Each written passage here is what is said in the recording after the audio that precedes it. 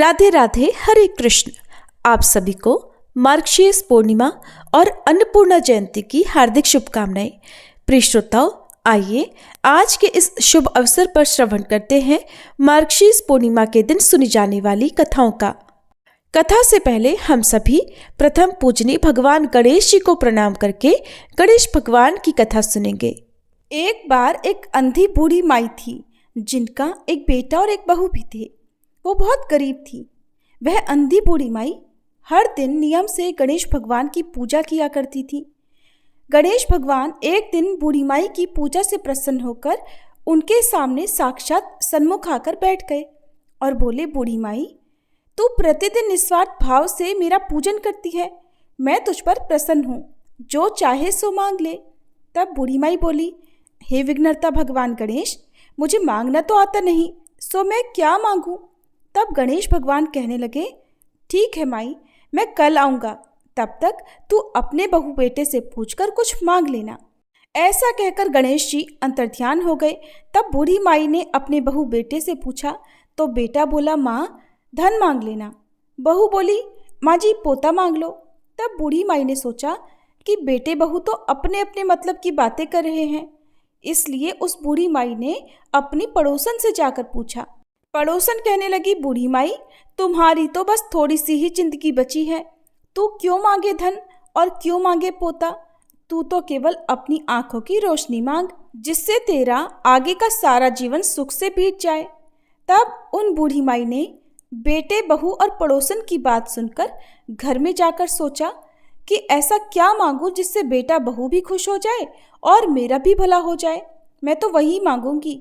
अब जब दूसरे दिन गणेश भगवान बूढ़ी माई के सन्मुख आए तो बोले, बूढ़ी माई मांग ले। गणेश भगवान के वचन सुनकर बूढ़ी माई हाथ जोड़कर बोली, हे विघ्नहर्ता, अन्न देवो, धन देवो, निरोगी काया देवो, अमर सुहाग देवो, दीदा गोढ़ा देवो, सोने के कटोरे में पोते को दूध पीता देखूं, अमर सुहाग देवो और समस्त परिवार को सुख देवो, आपके श्री चरणों में मुझे स्थान भी देवो। बूढ़ी माई की बात सुनकर गणेश भगवान बोले, बूढ़ी माई, तूने तो मुझे ठग लिया और कहती है कि मुझे मांगना नहीं आता। जो कुछ भी तूने मांग लिया अब वो सब कुछ तुझे मिल जाएगा। ऐसा कहकर गणेश भगवान वहीं अंतर्ध्यान हो गए। हे विघ्नहर्ता गणेश भगवान, जैसे आपने बूढ़ी माई को दिया वैसा ही इस कहानी को कहते सुनते और हुंकारा भरते सबको देना, वैसा ही सबको देना और सभी पर अपनी कृपा बनाए रखना। सभी प्रेम से बोलिए, गणेश भगवान जी की जय। अब सुनिए मार्गशीर्ष पूर्णिमा के दिन सुनी जाने वाली कथाएं। एक बार एक बूढ़े ब्राह्मण थे। वह रोज पीपल को जल से सींचा करते थे। पीपल में से रोज एक लड़की निकलती और कहती, पिताजी मैं आपके साथ जाऊंगी। ये सुनते सुनते वह बूढ़े ब्राह्मण दिन प्रतिदिन कमजोर होते गए। तब एक दिन उनकी पत्नी ने पूछा, क्या बात है? तब बूढ़े ब्राह्मण ने कहा कि अरे भाग्यवान, पीपल से रोज एक लड़की निकलती है और कहती है कि वो भी मेरे साथ चलेगी। तब ब्राह्मणी बोली कि कल ले आना उस लड़की को। जहाँ हमारी 6 लड़कियाँ पहले से ही घर पर हैं, वहाँ 7वीं लड़की और सही। अगले दिन बूढ़े ब्राह्मण ने उस लड़की को अपने घर पर चलने के लिए कहा और वह उस लड़की को घर ले आए। लड़की को घर पर छोड़ने के बाद वह वृद्ध ब्राह्मण गांव में आटा मांगने गए तो उन्हें उस दिन और दिनों की अपेक्षा ज़्यादा आटा मिला था। जब ब्राह्मणी घर पर वह आटा छानने लगी तो लड़की ने कहा, माँ जी लाइए, मैं छान देती हूँ आटा। जब वह लड़की आटा छानने बैठी तो परात भर गई। उसके बाद ब्राह्मणी भोजन बनाने जाने लगी तो वह लड़की बोली, माँ जी आज रसोई में मैं जाऊंगी। ब्राह्मणी बोली, ना तू अभी छोटी है, तेरे हाथ जल जाएंगे। लेकिन लड़की नहीं मानी और वह रसोई में भोजन बनाने चली गई तो उसने कुछ ही देर में तरह तरह के 3600 व्यंजन बना डाले और आज तो सभी ने भरपेट भोजन किया। इससे पहले वह सभी आधा पेट भूखा ही रहते थे। रात हुई तो ब्राह्मणी का भाई आया और कहने लगा, दीदी मुझे तो भूख लगी है, मैं भोजन करूँगा। ब्राह्मणी परेशान हो गई कि अब रात को वह खाना कहाँ से लाएंगी। तब लड़की ने पूछा, माँ जी क्या बात है? ब्राह्मणी ने कहा कि तेरा मामा आया है और वह रोटी खाएगा, लेकिन रोटी तो सबने खा ली है, अब उसके लिए मैं कहाँ से लाऊंगी? लड़की बोली, माँ जी आप चिंता मत कीजिए, मैं बना दूंगी। और फिर वह लड़की रसोई में गई और मामा के लिए 3600 व्यंजन बना दिए। मामा ने भरपेट खाया और कहा कि ऐसा खाना तो इससे पहले उसने कभी नहीं खाया है। ब्राह्मणी ने कहा, भाई तेरी पावनी भांजी है, उसी ने बनाया है। शाम हुई तो लड़की बोली, माँ चौका लगा के चौके का दिया जला देना, मैं आज कोठे में सोऊंगी। ब्राह्मणी बोली, ना बेटी तू डर जाएगी। लेकिन वह लड़की बोली, ना माँ जी मैं बिल्कुल भी नहीं डरूंगी, मैं तो अंदर कोठे में ही सोऊंगी। और वह जाकर अंदर कोठे में सो गई। आधी रात को वह लड़की उठी और चारों ओर आंख घुमा कर देखा तो चारों ओर धन ही धन हो गया। इसके बाद वह लड़की बाहर जाने लगी तो वह वृद्ध ब्राह्मण आंगन में सो रहे थे। उन्होंने देखा तो पूछा, अरे बेटी तू कहाँ चली? लड़की बोली, बाबा जी मैं तो दरिद्रता दूर करने आई थी, अगर तुम्हें दूर करवानी है तो करवा लो। फिर उस लड़की ने आंगन में भी चारों ओर आंख घुमाकर देखा तो चारों ओर धन के भंडार भर गए। सुबह सवेरे जब सब उठे तो लड़की को ना पाकर सब उसे ढूंढने लगे कि पावनी बेटी कहाँ चली गई। वृद्ध ब्राह्मण ने कहा कि वो तो लक्ष्मी माता थी, जो हम सब की दरिद्रता भी दूर कर गई हैं। हे लक्ष्मी माता, जैसे आपने उन वृद्ध ब्राह्मण की दरिद्रता दूर की, वैसे ही सबकी करना। कहानी को कहते सुनते हुंकारा भरते सबकी करना। प्रेम से बोलो लक्ष्मी माता की जय। प्रिय श्रोताओ, अब सुनिए माँ अन्नपूर्णा की कथा। माँ अन्नपूर्णा व्रत की कथा के अनुसार प्राचीन समय की बात है। काशी निवासी धनंजय की पत्नी का नाम सुलक्षणा था। उसे अन्य सभी सुख प्राप्त थे, केवल निर्धनता ही उनके दुख का एकमात्र कारण थी और यही दुख उसे हर समय सताता था। एक दिन सुलक्षणा अपने पति से बोली, स्वामी आप कुछ उद्यम करो तो काम चले, इस प्रकार कब तक काम चलेगा? सुलक्षणा की ये बात धनंजय के मन में बैठ गई और वह उसी दिन विश्वनाथ शंकर जी को प्रसन्न करने के लिए बैठ गया और कहने लगा, हे देवाधिदेव विश्वेश्वर, मुझे पूजा पाठ कुछ भी करना नहीं आता, मैं तो केवल आपके ही भरोसे बैठा हूँ। इतनी विनती करके वह 2-3 दिन तक लगातार भूखा प्यासा बैठा रहा। ये देखकर भगवान शंकर ने उसके कान में अन्नपूर्णा अन्नपूर्णा अन्नपूर्णा इस प्रकार 3 बार कहा। ये कौन क्या कह गया? बस इसी सोच में धनंजय पड़ गया कि मंदिर से आते ब्राह्मण को देखकर वह पूछने लगा, पंडित जी अन्नपूर्णा कौन है? तब ब्राह्मण ने कहा, अरे धनंजय तू तो अन्न छोड़कर बैठा है, इसलिए तुझे हर समय अन्न की ही बात सूझती है। जा घर जाकर अन्न ग्रहण कर। धनंजय अपने घर गया, जाकर पत्नी से सारी बात कही। तब वह बोली, नाथ चिंता मत करो, स्वयं शंकर जी ने यह मंत्र दिया है और वे स्वयं ही खुलासा भी करेंगे। आप फिर से जाकर उनकी आराधना करो। पत्नी के कहे अनुसार धनंजय फिर पहले दिन की तरह ही जाकर पूजा में बैठ गया। रात्रि में भगवान शंकर जी ने आज्ञा दी, कहा तू पूर्व दिशा में चला जा। अब धनंजय अन्नपूर्णा का नाम जपता जाता और रास्ते में फल खाता, झरनों का पानी पीता जाता। इस प्रकार कितने ही दिनों तक लगातार वह चलता रहा। वहां उसे चांदी से चमकते वन की शोभा देखने मिली, सुंदर सरोवर देखने मिला। उसके किनारे कितनी ही अप्सराएं झुंड बनाई बैठी थी। एक अप्सरा कथा कहती थी और सब माँ अन्नपूर्णा इस प्रकार बार बार कहती थी। ये अगहन मास की उजियारी रात्रि थी और आज से ही व्रत का आरंभ था। जिस शब्द की खोज करने वह निकला था, वहां उसे वही शब्द सुनने को मिला। धनंजय ने तब उनके पास जाकर धीरे से पूछा, हे देवियों, आप ये सब क्या कर रही हो? तब उन सब ने कहा, हम सब माँ अन्नपूर्णा का व्रत कर रही हैं। व्रत करने से क्या होता है और क्या ये व्रत किसी ने किया भी है? इसे कब किया जाए, कैसे किया जाए और इसकी कैसी विधि है, मुझसे भी कहो। धनंजय के कहने पर वे अप्सराएं कहने लगी, इस व्रत को कोई भी कर सकता है। 21 दिन व्रत करने के लिए 21 गांठ वाला सूत लेना।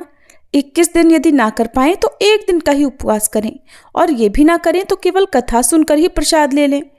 निराहार रहकर कथा कहें।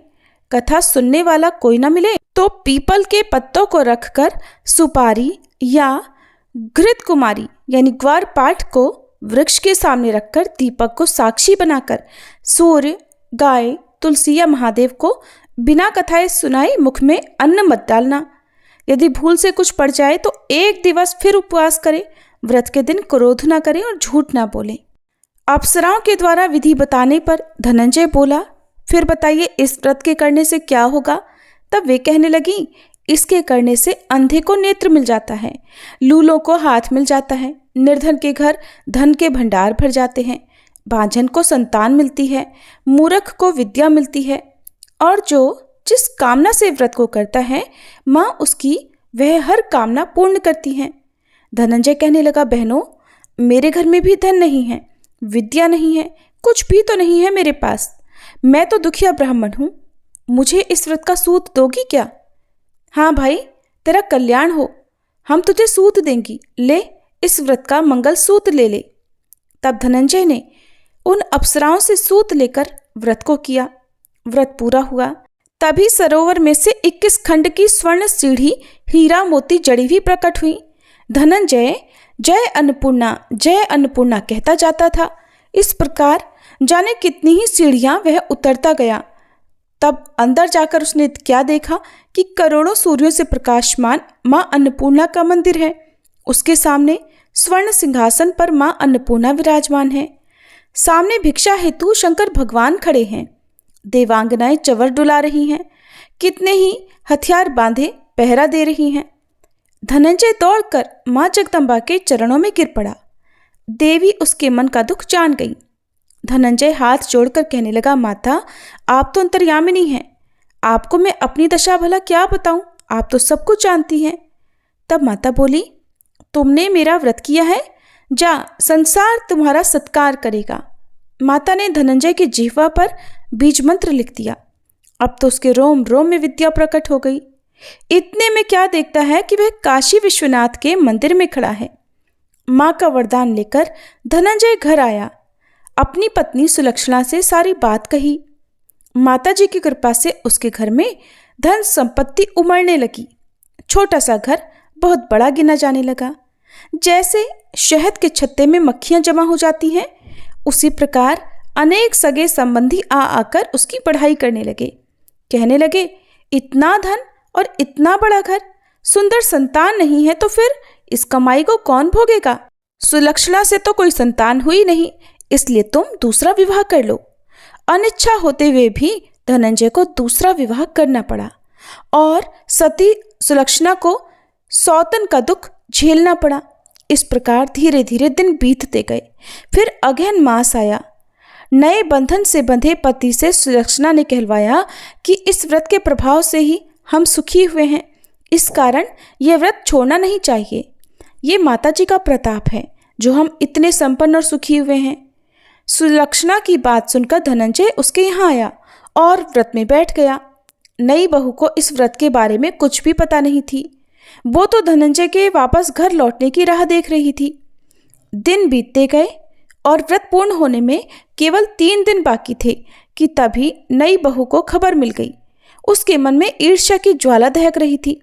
वह सुलक्षणा के घर आ धमकी और उसने वहां भगदड़ मचा दी और वह मारे क्रोध के धनंजय को अपने साथ लिवा ले गई। नए घर में धनंजय को थोड़ी देर के लिए निद्रा ने आ दबाया। वह गहरी नींद सो गया और ठीक उसी समय नई बहू ने उसका व्रत का सूत तोड़कर आग में फेंक दिया। अब तो माता जी का कोप जाग गया। इधर माता क्रोधित हुई और उधर उसके घर में अचानक आग लग गई। सब कुछ जलकर खाक हो गया। सुलक्षणा जान गई और पति को फिर अपने घर ले आई। नई बहू रूठ कर अपने पिता के घर जा बैठी। पति को परमेश्वर मानने वाली सुलक्षणा बोली, नाथ, घबराना नहीं, माता जी की कृपा अलौकिक है। पुत्र कुपुत्र हो जाता है पर माता कभी कुमाता नहीं होती। इसलिए आप श्रद्धा और भक्ति से आराधना शुरू करो, वे हमारा कल्याण जरूर करेंगी। धनंजय फिर माता के पीछे पड़ गया। फिर वही सरोवर सीढ़ी प्रकट हुई और उसमें वह माँ अन्नपूर्णा कहकर उतर गया। वहां जाकर माता के चरणों में करुण क्रंदन करने लगा, विलाप करने लगा। माता प्रसन्न होकर बोली, ये मेरी स्वर्ण की मूर्ति ले, उसकी पूजा करना तो फिर सुखी हो जाएगा। जा, तुझे मेरा आशीर्वाद है। तेरी पत्नी सुलक्षणा ने श्रद्धा से मेरा व्रत किया है, उसे मैंने पुत्र का वरदान दिया है। धनंजय ने आंखें खोली तो खुद को काशी विश्वनाथ के मंदिर में खड़ा पाया। वहां से फिर उसी प्रकार वह घर को आया। इधर सुलक्षणा गर्भवती हुई और 9 महीने पूरे होते ही उसके यहाँ पुत्र का जन्म हुआ। गांव में आश्चर्य की लहर दौड़ पड़ी। अब तो गांव में जिसकी कोई भी कामना होती वही मनौती मांगने लगता और इस तरह सभी लोगों की मनोकामनाएं पूर्ण होने लगी। इस तरह उसी गांव के निसंतान सेठ के पुत्र होने पर उसने माता अन्नपूर्णा का मंदिर बनवा दिया। उसमें माता जी धूमधाम से पधारी, यज्ञ हुआ और धनंजय को मंदिर के आचार्य का पद दे दिया गया। जीविका के लिए मंदिर की दक्षिणा और रहने के लिए बड़ा सुंदर सा भवन भी दिया गया। धनंजय पत्नी और पुत्र सहित वहां सुख से रहने लगा। माता जी के चढ़ावे में भरपूर आमदनी होने लगी। उधर नई बहू के पिता के घर डाका पड़ गया, सब कुछ लुट गया और वे भीख मांगकर अपना पेट भरने लगे। सुलक्षणा ने जब यह सुना तो उन्हें बुलावा भेजा और उनके आने पर उन्हें अलग घर में रख लिया और उनके अन्न वस्त्र का प्रबंध भी कर दिया। धनंजय, सुलक्षणा और उसका पुत्र माता जी की कृपा से आनंद से रहने लगे। माता जी ने जैसे उनके भंडार भरे वैसे सबके भंडार भरे। सभी प्रेम से बोलिए, अन्नपूर्णा माता की जय। आप सुनिए 32 पूर्णमासी व्रत की कथा। द्वापर युग में एक समय की बात है। यशोदा जी ने श्री कृष्ण से कहा, हे कृष्ण, तुम सारे संसार के उत्पन्न करता, पालन करता और उसके संहार करता हो। आज कोई ऐसा व्रत मुझसे कहो जिसके करने से मृत्युलोक में स्त्रियों को विधवा होने का भय न रहे और ये व्रत सभी मनुष्यों की मनोकामनाएं भी पूर्ण करने वाला हो। तब श्री कृष्ण कहने लगे, हे माता, आपने अति सुंदर प्रश्न किया है। मैं आपसे ऐसे ही व्रत को विस्तार पूर्वक कहता हूँ। सौभाग्य की प्राप्ति के लिए स्त्रियों को 32 पूर्णमासियों का व्रत करना चाहिए। इस व्रत के करने से स्त्रियों को सौभाग्य संपत्ति मिलती है। ये व्रत अचल सौभाग्य देने वाला और भगवान शिव के प्रति मनुष्य मात्र की भक्ति को बढ़ाने वाला है। तब यशोदा जी कहने लगी, हे कृष्ण, सबसे पहले इस व्रत को मृत्युलोक में किसने किया था, इसके विषय में भी मुझे विस्तार पूर्वक बताओ। तब श्री कृष्ण कहने लगे कि माते, इस भूमंडल पर एक अत्यंत प्रसिद्ध राजा चंद्रहास से पालित अनेक प्रकार के रत्नों से परिपूर्ण कातिका नाम की एक नगरी थी। वहां पर धनेश्वर नाम का एक ब्राह्मण था और उसकी पत्नी अति सुशीला रूपवती थी। दोनों ही उस नगरी में बड़े प्रेम से रहते थे। घर में धन धान्य आदि की कोई कमी नहीं थी, लेकिन उन्हें एक बड़ा दुख था कि उनकी कोई संतान नहीं थी।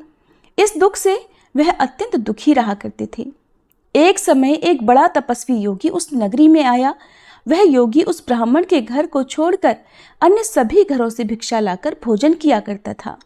एक दिन वह योगी रूपवती से भिक्षा न लेकर किसी दूसरे घर से भिक्षा लेकर गंगा किनारे जाकर भिक्षा में मिले अन्न को प्रेम पूर्वक खा रहा था कि धनेश्वर ने योगी का ये सब कार्य किसी प्रकार से देख लिया।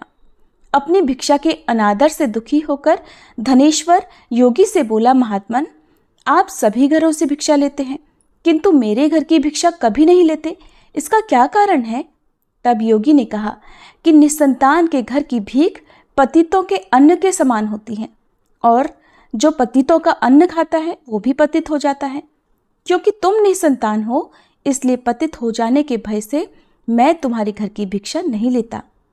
धनेश्वर ये बात सुनकर अपने मन में बहुत दुखी हुआ और हाथ जोड़कर योगी के पैरों में गिर पड़ा और विनीत स्वर से कहने लगा, हे महात्मन, अगर ऐसा है तो आप ही मुझे पुत्र प्राप्ति का कोई उपाय बताइए। आप तो सब कुछ जानने वाले हैं, मुझ पर ये अवश्य ही कृपा कीजिए। धन की मेरे घर में कोई कमी नहीं, किंतु कोई पुत्र न होने के कारण मैं अत्यंत दुखी हूँ। आप मेरे इस दुख को दूर करें। यह सुनकर योगी कहने लगे, हे ब्राह्मण, तुम देवी चंडी की आराधना करो। फिर घर आकर उसने अपनी पत्नी से सारा वृतांत कहा और खुद तपस्या करने के लिए वन में चला गया। वन में जाकर उसने देवी चंडी की उपासना की और उपवास किया। चंडी देवी ने 16वें दिन उसको स्वप्न में दर्शन दिए और कहा, हे धनेश्वर, जा तेरे पुत्र होगा, परंतु वह 16 वर्ष की आयु में ही मृत्यु को प्राप्त हो जाएगा।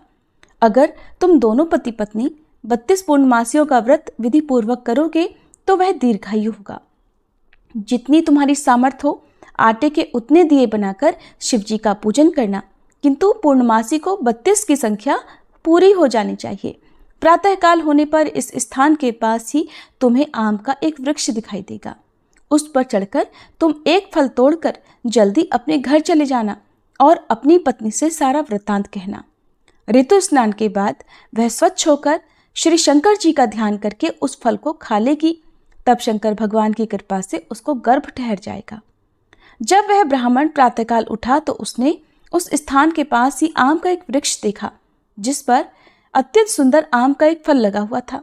ब्राह्मण ने उस आम के वृक्ष पर चढ़कर फल को तोड़ने का प्रयास किया, किंतु वृक्ष पर कई बार प्रयास करने पर भी वह नहीं चढ़ पाया। अब तो ब्राह्मण को बड़ी चिंता हुई।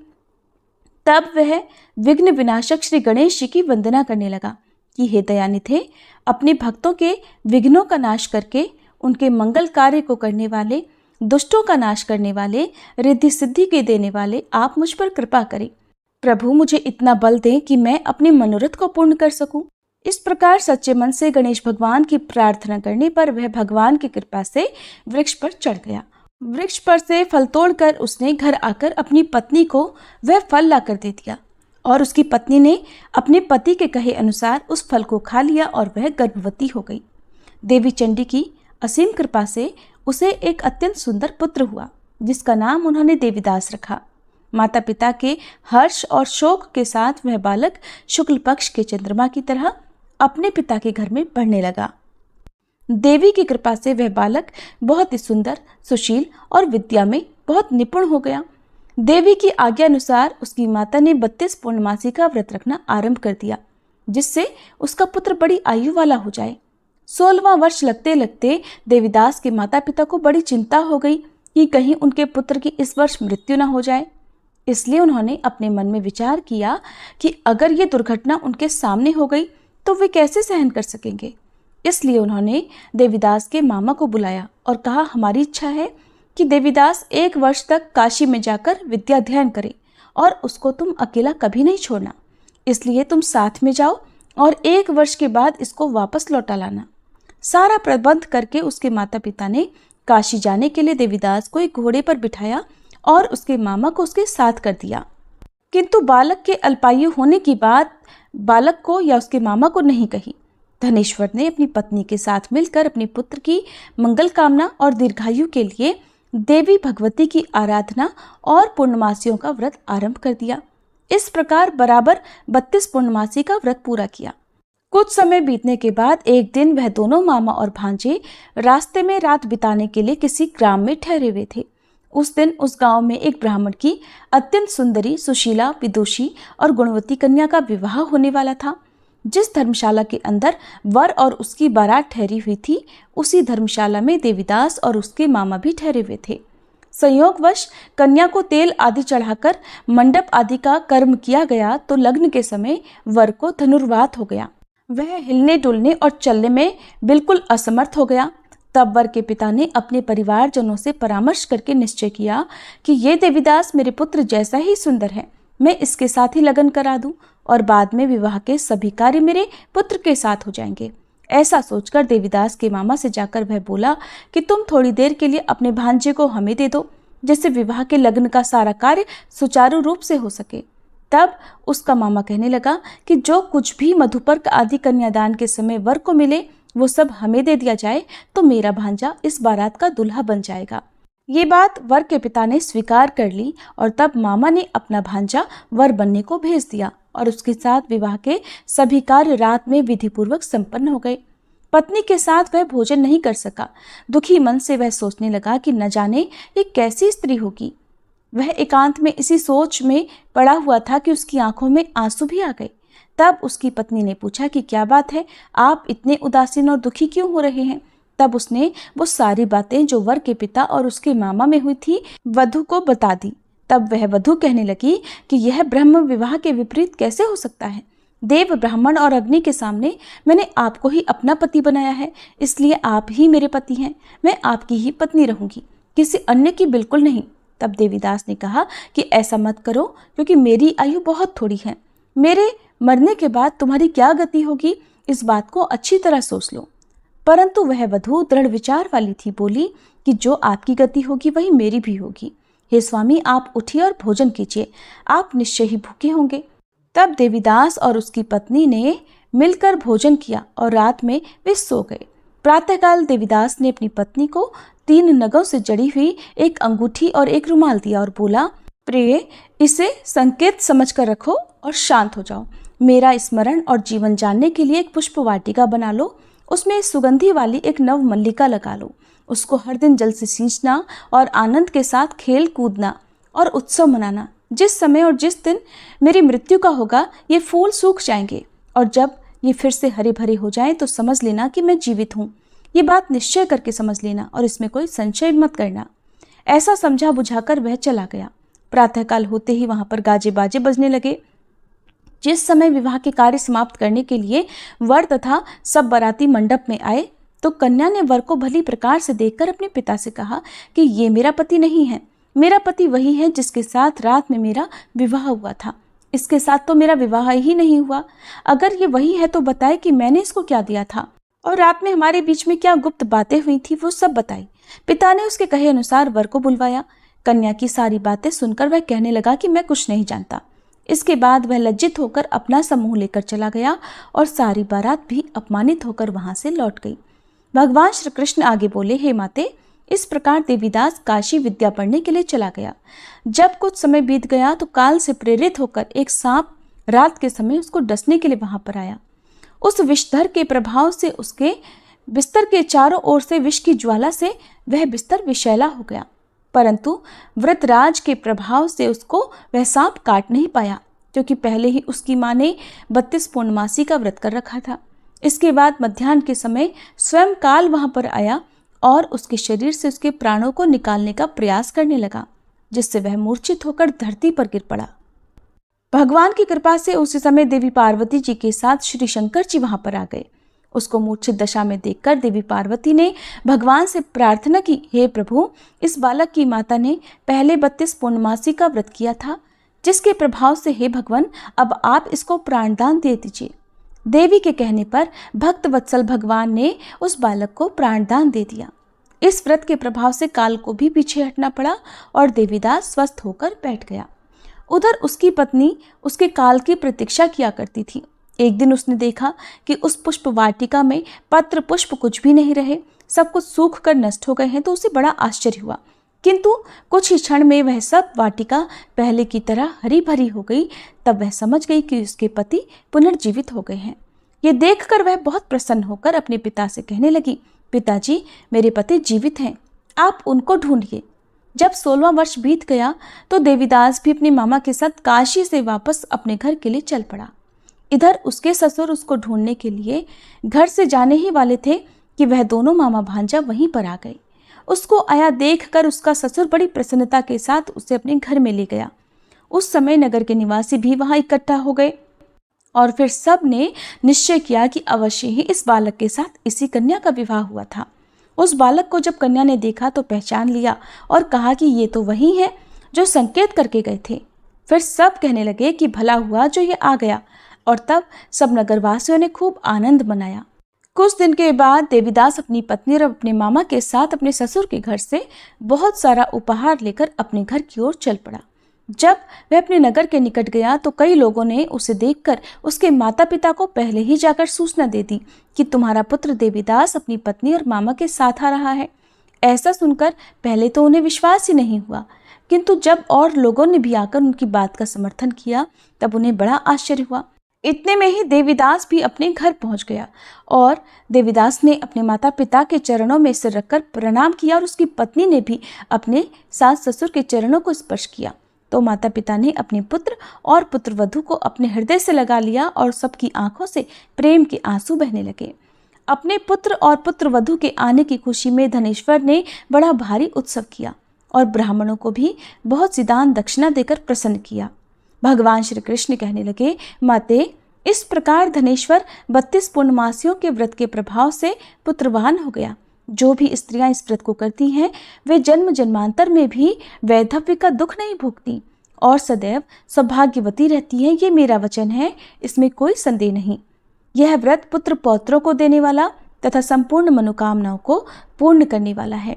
32 पूर्णमासियों के व्रत करने से व्रती की सारी इच्छाएं भगवान की कृपा से पूर्ण हो जाती हैं।